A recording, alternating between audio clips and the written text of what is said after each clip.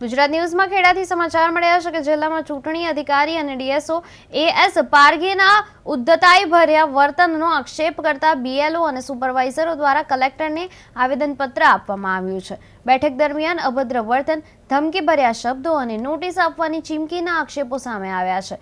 કાર્યવાહી ન થાય તો તમામ બીએલઓ દ્વારા એસઆઈઆર કામગીરીના બહિષ્કારની ચીમકી ઉચ્ચારવામાં આવી છે, જ્યારે અધિકારીઓએ કોઈ પ્રતિભાવ આપવા ઇનકાર કર્યો છે।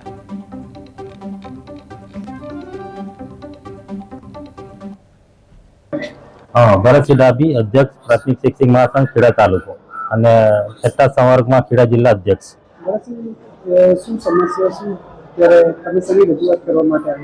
આ બાબતે અમારે આજે મેમદાદ વિધાનસભાના ખેડા તાલુકાના બીએલઓ શિક્ષકોને તાત્કાલિક 10:30 વાગે ફોન કરીને બોલાવ્યા છે કે 11 વાગે જેટલા બીએલઓની કામગીરી 25% ઓછી છે તમામ બીએલઓને મિટિંગ માટે ડીએસઓ સાહેબ બોલાવે છે અને રિવ્યુ માટે કે ભાઈ કયા કારણથી તમે આ કામગીરી ઓછી છે। બધા બીએલઓ મિટિંગમાં હોય છે ત્યારે બીએલઓ દ્વારા આ બાબતે રજૂઆત કરવામાં આવે છે કે બીએલઓ એપના ઇસ્યુના કારણે, બીએલઓ એપ ચાલતી ન હોવાના કારણે કામ થતું નથી। તો ડીએસઓ સાહેબ દ્વારા એવું કહેવામાં આવ્યું કે આખા ભારતભરમાં કામ થતું હોય આજે એક જ એપથી, તો તમારે ત્યાં કેમ કામ થતું નથી?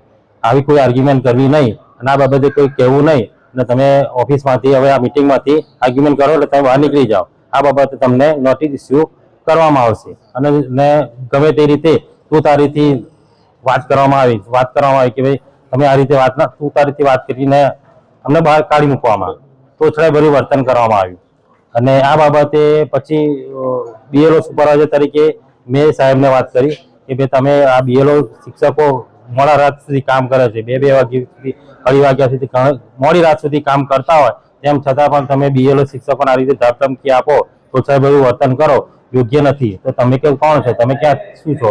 તમે કહ્યું હું અમને સુપરવાઇઝર છું, તો તમે પણ આવી રીતે વાત ન કરો, તમે પણ મિટિંગમાંથી બહાર નીકળી જાઓ। તું મને પણ તું વાત કરી અને મિટિંગમાંથી બહાર નીકળવાનું કહ્યું।